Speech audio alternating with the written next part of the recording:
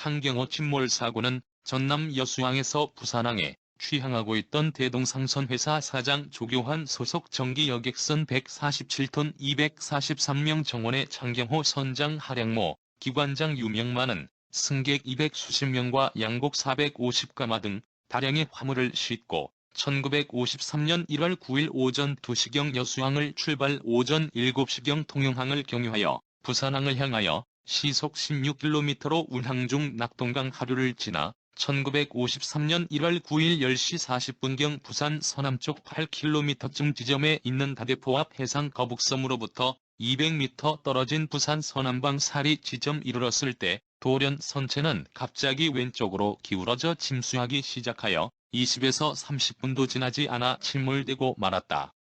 그런데 선장 하량모 46시와 3명의 선원과 학생 2명, 군인 2명으로 겨우 8명의 승객만이 살아났을 뿐 200수십 명과 14명의 선원은 선체와 함께 익사하였다. 침몰 원인은 살아난 선장 하씨의 진술에 의하면 심한 파도로 침몰된 것이라 하나 일부 선박 전문가에 의하면 150톤급 강철 선박이 그 정도의 파도에 침몰한다는 것은 전례 없는 일이며 일어날 수 없는 일이라고 보고 있었다. 창경호의 제원은 길이 33.6m, 폭 6.15m, 총 147톤이며 승선 정원은 243명, 화물 적재량 100톤이었고 설령은 20년이었다. 이 급보에 접한 교통부와 수상경찰서에서는 7척의 구조선과 2대의 구조용 차량을 급파하여 1월 10일 새벽부터 구조작업에 착수하였으나 선박 침몰 위치를 발견치 못함으로 인하여 1월 10일 정오 12시경에야 그 현장을 확인하였는데 구조작업이 용이치 않아 교통부에서는 해군당국의 협조를 요청하는 한편 부산해사국에 구조본부를 두고 구조작업을 진행했으며 1월 11일까지 오후에 시체만이 인양되었다. 창경호의 대참사의 급보를 받은 교통부에서는 1월 10일 이른 아침부터 김석관 교통장관을 비롯한 김부산해사국장 등 직원이 급히 침몰 현장으로 추적되는 다대포 방향으로 출동하여 현장 조사에 노력하였으나 간밤에 일대 불상사를 확인할 아무런 증거를 찾아볼 수 없어 그대로 부산해상국 구조본부로 귀환하였다.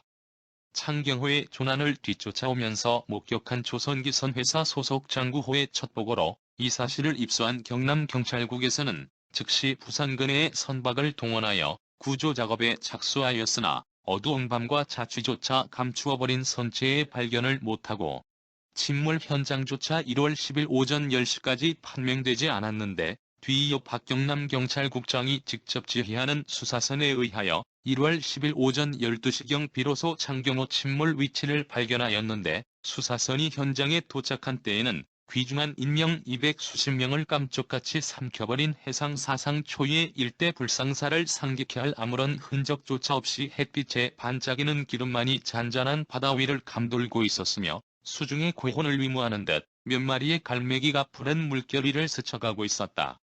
한편 해군구조대에서는 1월 10일 오후 3시 각각 구조선을 파견하고 구조작업에 착수하였다는데 1월 10일 오후 5시에서야 선박의 침몰 위치를 완전 확인하였는 바 그 위치의 수심은 20m라고 파악했다. 회사 당국자의 말에 의하면 수심 20m까지는 잠수부의 활동이 가능하다고 하며 1월 11일, 12일 양일간은 주로 배수 작업 등 인양 기초 작업을 하고 인양선 사정도 있어 2에서 3일 후에야 본격적인 인양이 개시될 것이며 완전 인양에는 적어도 일주일은 필요하다고 했다. 완전히 굴하였음 실제로는 695일이 지난 1955년 12월 6일에 완료되었음.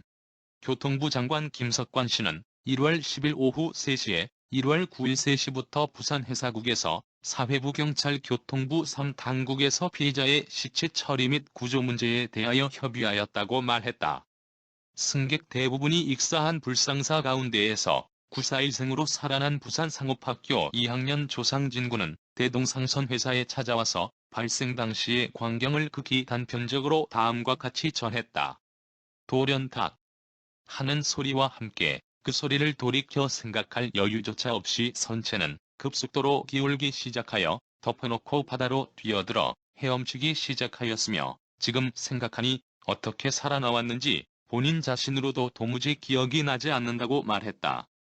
창경호 침몰의 비보를 들은 부산 시내에 있는 승객의 가족들은 이른 아침부터 부산 부두에 운집하여 그 가족들의 소식을 고대하고 있었으나 돌아오는 소식마다 전원 사망이라는 슬픈 소식뿐. 구조선에 의하여 1월 9일 정오 12시경 비로소 인양된 오구의 시체가 부두에 닿자마자 가슴 졸이던 가족들은 대성통곡하며 익사된 희생자들의 이름을 소리소리 부르는 둥 번잡한 부두는 통곡의 울음소리로 뒤덮이고 있었다. 1월 11일 오전 9시 반부터 잠수선 12척과 잠수부 20여 명 및 부산해사국 소속선 진함호 등을 현장에 출동하였으며 오후 4시에는 해군공작대의 사루배지 4척도 동원되었다. 그리고 창경호의 침몰 원인은 아직 밝혀지지 않고 있으나 살아난 사람들의 진술한 바에 의하면 갑자기 일어난 삼각파도에 기인했다는 설과 2회에 계속된 심한 횡파로 침몰하였다는 양론이 대두되었다. 익사 시체 인양은 그 후 진전이 없어 아직 오구만 인양했다고 했다. 그런데 창경호는 1952년 9월에 운항 허가를 얻었으며 화물 톤수는 약 60톤에 승객의 정원수는 142명인데 적재되었던 백미 450가마는 화물량을 초과하고 있지 않으므로 침몰 원인은 더욱 미궁에 빠져가고 있었다.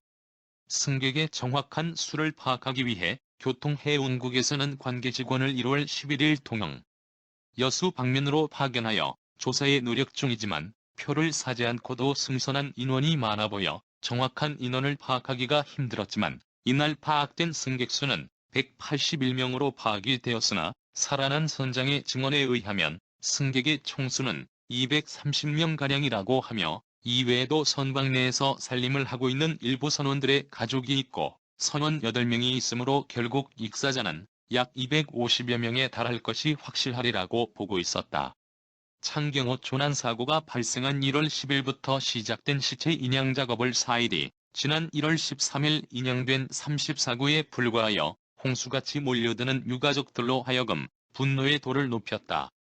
조난 장소로부터 약 2km 떨어진 다대포에는 인양 시체의 안치소와 유가족들의 대합소를 설치하였으나 여러 가지 문제로 인양 작업은 지지부진할 뿐 울음과 슬픔에 잠긴 유가족들의 초조한 마음만이 예처롭게 엿보일 따름이었고 1월 13일부터 다대포에 설치된 조난선구조본부는 아직도 자리 잡히지 않은 듯하며 세찬 풍랑과 추위는 예기했던 인양 작업에 적지 않은 장애를 주고 있었다.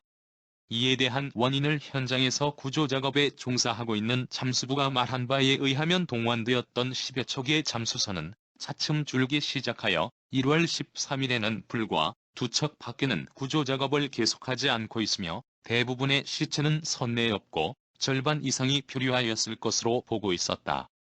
창경호 침몰로 인한 인양 작업은 거센 파도로 잠수부들의 작업 불능 상태에 빠지고 있어 1월 13일까지는 34구, 15일에 11구의 시체 인양을 했을 뿐 인양 작업이 지지부진한 상태에 직면하고 있고 시체의 인양 작업조차 뜻대로 되지 않는 현상에 유가족들은 그들의 슬픈 심경을 호소하면서 1월 15일 작업 지연의 이유를 열거한 진정서를 당국에 제출하여 시체 인양 작업에 조속한 완료를 촉구하였다. 창경호 침몰로 인한 익사자 시체 인양은 1월 22일 오후에 또다시 12구의 시체가 계속 인양되어 총수 251구로 추산되던 희생자 수는 다시 263명으로 증가되었다. 그런데 관계당국의 말에 의하면 1월 23일에는 기관장 씨를 비롯하여 선원 씨를 수색 중에 있는데 이 결과로 시체가 거의 다 인양되면 금년간의 선체 인양에 착수할 것이라고 말했다.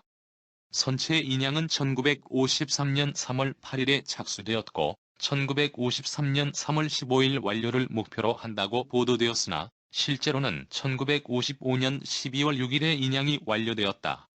1956년 6월 1일에는 재취향을 목적으로 수리 중이던 선체의 내부에서 해골이 든 시신 3구가 발견되었다. 최종 사망자는 269명이 인양되었고 37여 구의 시신이 유실된 것으로 추정되어 사망자는 총 306여 명으로 추정되었다. 1953년 1월 12일에는 국회에 창경호 침몰 사고가 안건으로 긴급 상정되었으며 13일 진상조사위원회가 결의되었다. 사고의 충격으로 대형 인명사고 시 운수업자와 업무를 소홀히 한 감독기관에 대한 벌금을 이전의 250배로 올리고 3년 이하의 금고였던 형량을 최고 사형까지 내릴 수 있게 하는 업무상과실 사상죄의 특별처벌법의 초안이 법무부서에서 작성되기도 하였다. 창경호 침몰 사고로 모두 13명이 기소되었으며 1953년 5월 16일 부산지방법원에서 열린 공판에서 검사가 주장한 고의살인죄가 아닌 업무상과실치사가 적용되어 선장은 금고 3년, 대동상선 사장은 금고 2년, 선원들은 전원 무죄가 선고되었다. 긴급구호본부에서는 초과 적재를 침몰의 원인으로 추측하였다. 창경호는 당시 200톤을 초과한 승객과 화물을 싣고 있었고 거기에 거센 파도를 만나 침몰했다는 것이다. 1월 14일 보도된 검찰 당국의 조사에서는 쌀 260가마를 배 밑바닥에 200가마를 상갑판에 실어 균형이 맞지 않은 것을 주요 원인으로 추정하였다. 그리고 창경호의 선체는 20년 이상 된 낡은 화물용 범선을 여객선으로 개조한 것이었다. 1945년 7월에 미군 폭격기 때문에 손상을 입고 침몰한 관부 연락선 텐잔마루호를 수리해 쓰고 있었다는 이야기도 있다. 창경호는 또한 구명보트 한 척 및 구명복 70벌을 모두 본사 창고에 두고 다닌 것이 국회 특별조사단의 조사로 드러났다. 들어보지도 못한 69년 전의 창경호 선박 침몰의 영상을 준비하면서 8년 전인 2014년 4월 16일 오전 8시 50분경 대한민국 전라남도 진도군 조도면 부근 해상에서 여객선 세월호가 전복되어 침몰한 사고가 떠오른다. 8년이 지나도록 세월호가 침몰한 원인과 박근혜 정부가 승객을 구조하지 않은 이유가 밝혀지지 못하고 있다. 진실은 언제나 드러나게 될까요? 진실은 숨길 수가 없으며 반드시 드러날 것으로 믿는다. 세월호 침몰 사고로 승선객 476명 중에서 사망자 303명 중 안산 단원고 261명이 사망하거나 실종된 사고로 희생자와 특히 단원고 학생들의 희생이 문제인 정부를 탄생시켰다고 본다. 모든 희생자의 명복을 빕니다. 시청하여 주셔서 감사합니다. 구독은 사랑입니다. 마음에 드셨다면 구독을 꼭 눌러주세요.